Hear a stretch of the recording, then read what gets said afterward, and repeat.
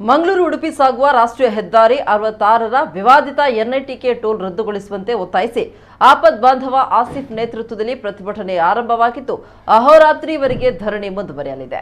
ಈ ವೇಳೆ ಪ್ರತಿಭಟನೆಯನ್ನು ಉದ್ದೇಶಿಸಿ ಮಾತನಾಡಿರುವ ಪ್ರತಿಭಟನಾ ನಿರತರು ತಾತ್ಕಾಲಿಕ ನೆಲೆಯಲ್ಲಿ ಸ್ಥಾಪಿಸಿದ ಅಕ್ರಮ ಎನ್ಐಟಿಕೆ ಸುಲಿಗೆ ಕೇಂದ್ರವನ್ನು ಸ್ಥಗಿತಗೊಳಿಸಬೇಕು, ಇಲ್ಲವೇ ಹೆಜಮಾಡಿಯಲ್ಲಿ ಟೋಲ್ ಶುಲ್ಕ ನೀಡಿ ಬರುವ ವಾಹನಗಳಿಗೆ ಇಲ್ಲಿ ಉಚಿತ ಪ್ರವೇಶ ನೀಡಬೇಕು ಅಂತ ಘೋಷಣೆಗಳನ್ನು ಕೂಗಿದ್ರು। ಸ್ಥಳೀಯ ಸಂಘ ಸಂಸ್ಥೆಗಳು, ಟೆಂಪೋ ಟ್ಯಾಕ್ಸಿ ಯೂನಿಯನ್ಗಳು, ಲಾರಿ ಟಿಪ್ಪರ್ ಬಸ್ ಮಾಲಕರ ಸಂಘ ಸಂಸ್ಥೆಗಳು ಹಾಗೂ ಸಾರ್ವಜನಿಕ ಸಾಮಾಜಿಕ ಕಾರ್ಯಕರ್ತರು ಪ್ರತಿಭಟನೆಗೆ ಸಾಥ್ ನೀಡಿದರು। ಕೊಡಿಕೆ ಸಭೆಯಲ್ಲಿದ್ದೇನೆ ಎಂದು ನಾನು ಇಲ್ಲಿ ಹೇಳಬಯಸ್ತೇನೆ। ಧನ್ಯವಾದಗಳು।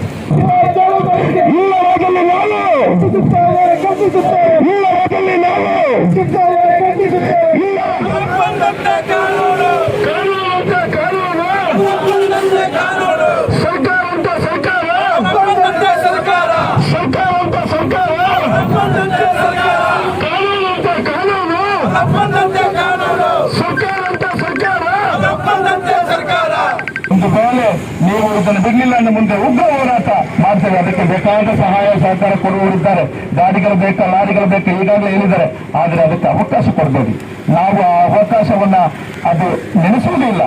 ಒಂದು ವೇಳೆ ಎಲ್ಲ ಜನಾಕ್ರೋಶದಿಂದ ಬಂದು ತೆರವುಗೊಳಿಸಬೇಕು ಅಂತ ಜನಶಕ್ತಿ ಒಟ್ಟಾದ್ರೆ ಮುಂದೆ ಅದು ನಿಮ್ಮ ತೀರ್ಪಾಗಿರುತ್ತೆ।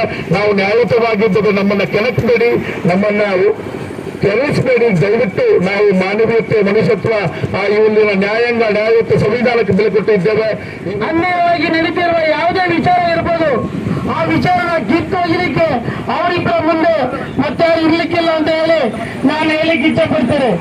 ಯಾಕಂತ ಹೇಳಿದ್ರೆ ಆಸಿಫ್ ಆಪತ್ ಬಂದವರು ಇವತ್ತು ಜೀವ ಕೊಡ್ಲಿಕ್ಕೆ ತಯಾರಿತೆ ಅಂತ ಹೇಳುವಾಗ ಅವರ ಜೀವವನ್ನು ಹೋಗ್ಲಿಕ್ಕೆ ನಾವು ಬಿಡಬಾರ್ದು, ಅವ್ರ ಜೊತೆಗೆ ನಾವಿದ್ದೇವೆ ಅಂತ ತೋರಿಸಿಕೊಡ್ಬೇಕು। ಯಾಕಂದ್ರೆ ಹಲವಾರು ಜೀವನಗಳನ್ನು ಉಳಿಸಿದ ವ್ಯಕ್ತಿ ನಾವು ದಿನನಿತ್ಯ 2, 3, 4, 5 ಪ್ರಕರಣಗಳಲ್ಲಿ ಆರೋಗ್ಯದಲ್ಲಿ ಇಲ್ಲಿದ್ದವರಿಗೆ ಆಗಲಿ ಅಥವಾ ಅಪಘಾತ ಆದಲ್ಲಿ ಯಾವುದೇ ಒಂದು ಸುಸೈಡ್ ಕೇಸಲ್ಲಿ ಆಗಲಿ ಪೊಲೀಸರು ಸಮೇತ ಅವರನ್ನು ಅಪ್ರಿಸೇಟ್ ಮಾಡುವಂತ ಒಂದು ಪರಿಸ್ಥಿತಿ ಬಂದು ಆಸಿಫ್ ಆಪತ್ ಬಂದವ ಇದ್ದಾರೆ। ಅವ್ರ ಜೊತೆಗೆ ನಾವೆಲ್ಲ